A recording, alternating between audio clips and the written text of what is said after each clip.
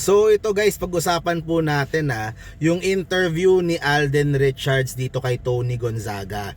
Okay, so marami siyang mga binunyag dito sa kanyang interview, yung kanyang depression, yung kanyang mga struggles, na nabanggit din niya si Mr. Tony Toviera, yung daw tinuro sa kanya na ang showbiz daw ay hindi daw paramihan ng projects, kung hindi pahabaan. 'Di ba? At yun na nga napatunayan ng TVJ sa sobrang haba nila dito sa showbiz, at ngayon 45 years ay napaka-relevant pa rin nila sa noontime, 'di ba? Sa showbiz. So, of course, natanong na naman yung pong mga hindi mamatay-matay na issue about sa kanila ni Maine. Sabi ni Tony, ang daming crazy rumors sa inyo. Alam mo yung number one, yung may anak kayo at yung kasal sila, 'di ba? Sabi ni Alden, mayroon silang sariling storytelling. Sabi ni Tony, nagulat ka ba nung lumabas na 'yon? Sabi niya, all along akala ko by the time that Maine and Arjo became public, they got married, eventually akala ko mawawala na, pero hindi nawala. Ayun. So sabi ni Alden, andyan pa rin po. I already said my piece about this. It's not true. Wala pong katotohanan lahat. Wala po kaming anak.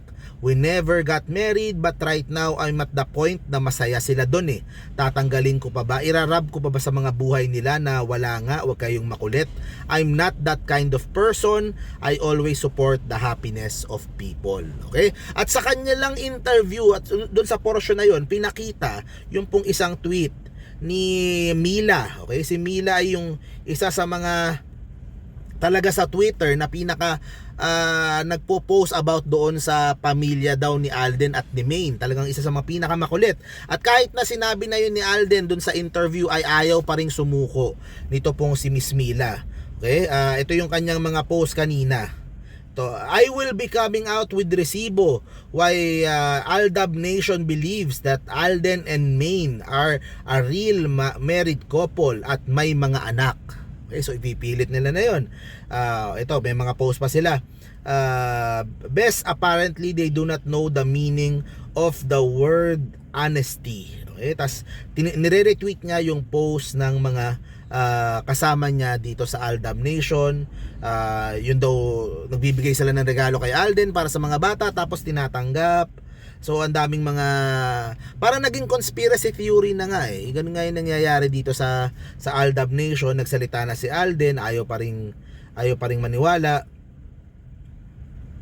Ito sabi ni Miss Mila, in spite sa denial na ginawa ni Alden Richards sa mga paninindigan ko at ng fandom, hindi pa rin matitibag ang paniniwala ko na tunay na mag-asawa si Alden at Mengay. Sorry po, matigas ang ulo ng lola nyo. Nasa na kayo? Seb, Shin, and 30. So si 30 siguro parang si Richard Fackerson III. Diba? Kasi baka yun siguro yung ibig sabihin ng 30. Di ko sure So pinipilit nila na yun, may mag-asawa at may mga anak. Okay? Which is makulit itong fandom. So sinabi na nga ni Alden, wala, ayaw maniwala. Sa akin, yun nga kung yun talaga yung gustong paniwalaan ng fandom, sana respetuhin na lang sila Alden, sila Maine. Wag na masyadong manggulo, wag na masyadong ingay, pero kung yun ang gusto nilang paniwalaan, yun yung kanilang paniwalaan, di ba? Wag na lang yung mambabash pa, mga away pa. O naaalala ko tuloy itong ilang mga pro-tape vloggers na parang ganyan din, na ayaw maniwala doon po sa sinasabi ng IPO. Ipipilit pa rin na nasa tape, may trademark registration ng tape, valido ang registration ng tape, o habang hindi pa yung wala pa yung apela, valid pa yung hindi nga po nakansela na nga ng adjudication ng IPO yung pong trademark ng tape. At sinabi na nga din po doon na ang rightful na owner ng trademark ay si Joey De Leon ng TVJ, di ba? Kahit anong pilit nila sa kanilang paniniwala, iba naman po sa katotohanan, di ba? Wala din pong patutunguhan at wala din pong mangyayari. Wala pong masama kung yun yung gusto nilang patunguhan, gusto nilang paniwalaan, pero kung mambabash sila at manggugulo at mag-iingay at kung ano-ano sasabihin, di ba?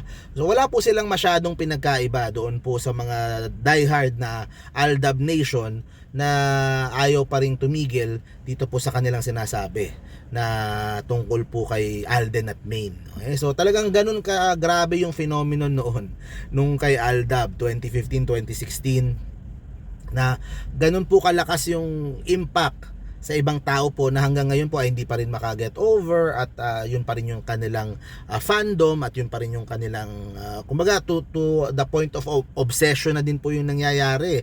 Naghahanap sila ng mga maliliit na clues sa mga videos, 'di ba? Para lang po patunayan na yung kanilang naratibo na ginawa, 'di ba? The same way din po na sa mga pro tape, ganun din. Kukuha ng konti dito, kukuha ng konti doon para lang may justify yung pong kanilang paniniwala na taliwas nga po sa nangyayari sa totoong buhay. So ganun po talaga.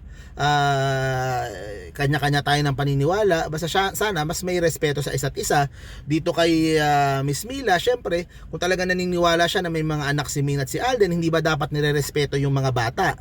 Hindi ba dapat binubunyag sila sa publiko, inaano sila sa publiko, 'di ba? Kung talagang meron, 'di ba? Sabi ni Alden nga wala. 'Di ba? So sa akin 'yun it goes down again to the word respect. 'Di ba? Lahat tayo malaya kung anong gusto nating paniwalaan, pero kung hindi naman natin rerespetuhin yung isa't isa, ay mahihirapan din. Walang masama magkaroon ka ng sarili mong desisyon. Pero syempre, kung nagsalita na yung tao, nagsalita na yung karamihan ng mga Pilipino tungkol dito, bawat post ng GMA tungkol sa tape, 'di ba? Puro reacts, puro ang daming negative reaction. Nagsalita na ang mga Pilipino tungkol dito, nagsalita na din ng gobyerno tungkol dito. So sana po ay paniwalaan na, at sana po ay sana wag nang makapag-away o mambash pa dahil dito. At 'di ba, mas habaan yung pasensya, at mas magbigay respeto sa isa't isa. Yun lang po yung sa akin. So thank you very much guys. Tuloy-tuloy lang po yung ating pagba-vlog dito about Eat Bulaga. Yung aking main page, hinihintay ko pa rin po, nilalakad ko pa rin sa Facebook. Pang-apat na araw na.